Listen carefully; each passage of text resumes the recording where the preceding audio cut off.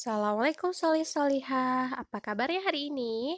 Alhamdulillah, penuh semangat, Allahu Akbar.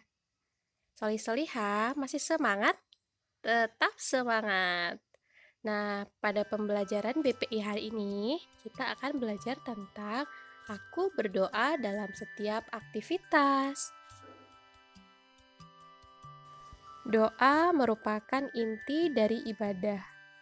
Mari kita biasakan berdoa sebelum memulai aktivitas. Berharap semoga aktivitas kita selalu mendapatkan ridho dari Allah Subhanahu wa Ta'ala. Solih-solihah, pada pembelajaran BPI hari ini kita akan belajar tentang apa itu doa, waktu untuk berdoa, dan adab berdoa. Silakan disimak ya. Untuk pertama, kita akan menyimak tentang kisah Uwais Al-Qarni. Ada yang tahu siapa Uwais Al-Qarni? Ya, mari kita simak terlebih dahulu ya. Kisah Uwais Al-Qarni, pemuda yang terkenal di langit. Kisah ini bercerita tentang seorang pemuda bernama Uwais Al-Qarni yang hidup pada zaman Nabi Muhammad SAW. Nama Al-Qarni yang disematkan padanya memiliki arti yang dalam bahasa Arab, penghuni langit. Melalui kisah ini kita akan mengetahui siapakah sosok Uwais yang namanya sangat terkenal sampai ke langit. Ternyata hal ini terjadi karena ketaatan Uwais kepada ibunya. Uwais adalah seorang pemuda yang berasal dari negeri Yaman. Sejak lahir, ia memiliki penyakit sopak, timbul bercak-bercak putih di seluruh badan. Uwais adalah pemuda yang soleh dan giat bekerja. Sehari-hari ia mengembala domba milik para tetangga untuk memenuhi kebutuhan hidup. Uwais tinggal berdua dengan ibunya yang lumpuh dan buta. Walaupun hidup miskin, Uwais selalu bersyukur dan sangat menyayangi ibunya. Ia selalu berusaha memenuhi segala permintaan sang ibu. Uwais anakku, kemarilah sebentar nak. Baik ibu, apakah ada yang engkau butuhkan? Anakku sayang, mungkin hidup ibu sudah tak akan lama lagi. Ada satu keinginan ibu yang ingin sekali terwujud. Jangan berkata seperti itu ibu. Katakan padaku, apa permintaan ibu itu? Sebelum saat itu tiba, ibu ingin melaksanakan haji. Mendengar perkataan ibunya, Uwais hanya termenung sambil berpikir. Aku sangat ingin mewujudkan permintaan ibu. Mohon ibu bersabar sampai saat itu tiba. Aku akan mencari cara agar kita bisa pergi ke Mekah untuk melaksanakan ibadah haji. Oh, terima kasih nak. Ibu Uwais sangat bahagia dan memeluk Uwais sampai menangis. Ya Allah, bagaimana cara hamba membawa ibu hamba yang lumpuh dan buta untuk pergi ke Mekah? Sedangkan jarak dari Yaman ke Mekah sangat jauh, melewati padang pasir yang tandus.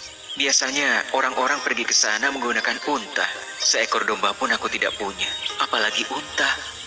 Uwais terus berpikir dan akhirnya menemukan suatu ide. Keesokan harinya, Uwais menemui pemilik domba dan membeli satu ekor domba untuk dipelihara. Namun uangnya hanya cukup untuk membeli satu ekor anak domba yang kecil. Uwais menggendong anak domba itu naik turun bukit. Orang-orang yang lewat tertawa melihat tingkah Uwais. Hei, coba lihat Uwais itu. Apa yang dilakukannya dengan anak domba itu? Dasar orang aneh. Uwais gila. Uwais sudah gila. Uwais tidak mendengarkan cemoohan dari orang-orang. Saat ini yang ada di pikirannya adalah ibunya.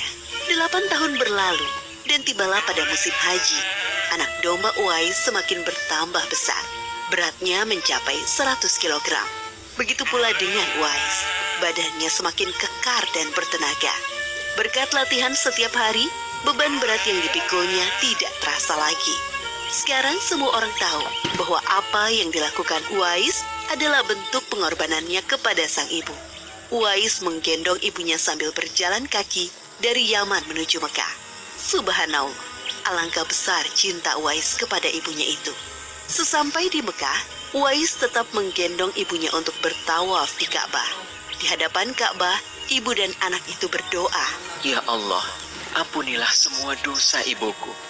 Bagaimana dengan dosamu anakku? Dengan terampuninya dosa ibu, maka ibu akan masuk surga. Cukuplah ridho ibu yang mengantarkanku ke surga. Allah Subhanahu wa Ta'ala mendengar percakapan ibu dan anak laki-lakinya. Seketika itu, penyakit sopak yang dideritanya sembuh.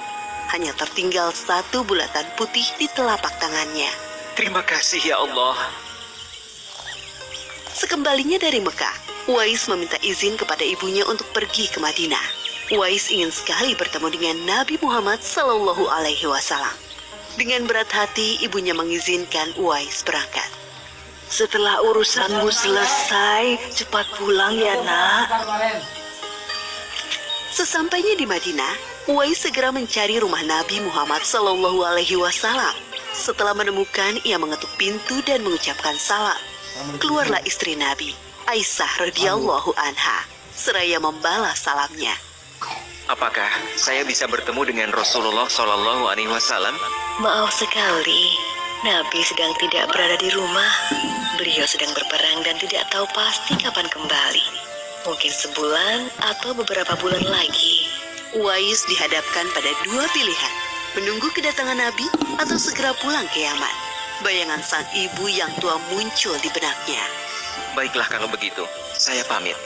Ada seorang ibu yang tidak bisa saya tinggal lama-lama di rumah. Sampaikan salam saya kepada Rasulullah Shallallahu Alaihi Wasallam jika beliau sudah kembali dari perang. Terima kasih. Uwais kembali ke Yaman dengan perasaan haru dan sedih. Di satu sisi Uwais sangat ingin bertemu dengan Nabi Muhammad Sallallahu Alaihi Wasallam, namun di sisi lain ia sangat mengkhawatirkan kondisi ibunya. Akhirnya ia memilih untuk segera pulang ke Yaman. Peperangan telah usai dan Nabi Muhammad Sallallahu Alaihi Wasallam pulang ke Madinah. Aisyah radhiyallahu anha menceritakan perihal pemuda yang mencari beliau. Nabi mengatakan bahwa Uwais adalah pemuda yang sangat taat kepada ibunya. Karena ketaatan kepada ibunya itu, nama Uwais sangat terkenal di kalangan penduduk langit. Seperti yang tersebut dalam hadis Sahih Muslim Syarah An-Nawawi nomor 2542, dikatakan bahwa sebaik-baiknya tabi'in adalah Uwais Al-Qarni. Saat Nabi Muhammad Sallallahu Alaihi Wasallam berbincang-bincang dengan Umar bin Khattab dan Ali bin Abi Thalib, beliau menceritakan tentang sosok Uwais. Apabila kalian bertemu dengan Uwais, mintalah doa dan istighfar kepadanya. Dia adalah penghuni langit. Perhatikan di telapak tangannya ada tanda berwarna putih. Dulu sejak lahir ia menderita penyakit sopak.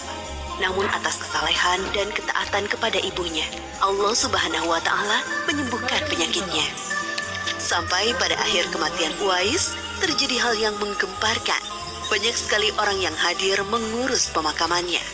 Orang-orang itu adalah penduduk langit yang dikirim oleh Allah Subhanahu wa Ta'ala.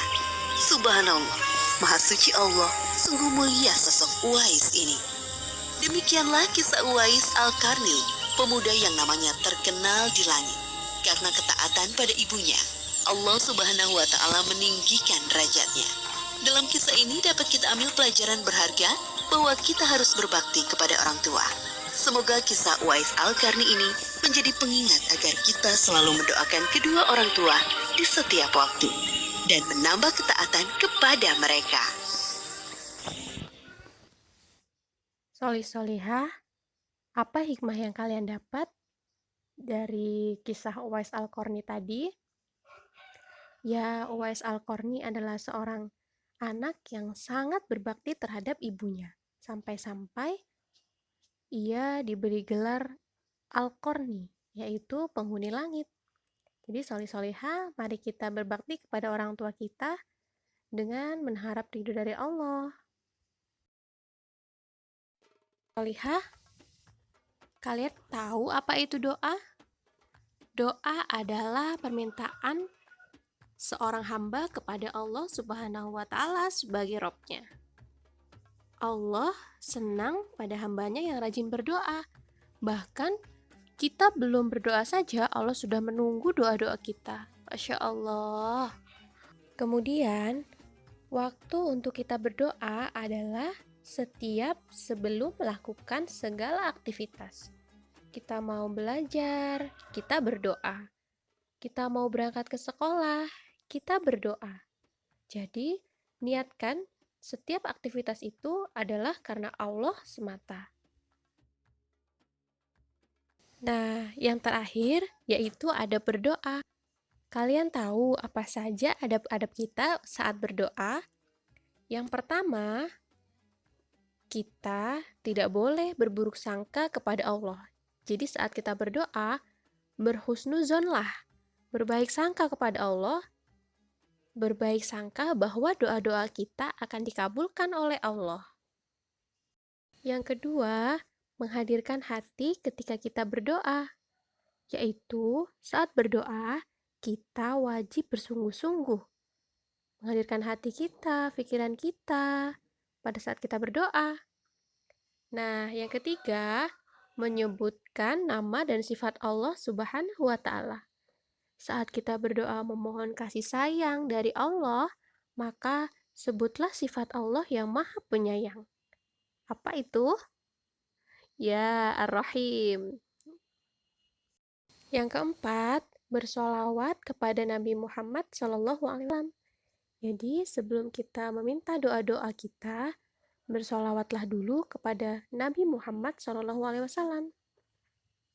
Yang kelima, yaitu mengangkat tangan kita ketika kita berdoa. Seperti yang selalu Ustazah contohkan, sikap berdoa. Tangan diangkat, kepala ditundukkan, bicara dihentikan, pemimpin didengarkan.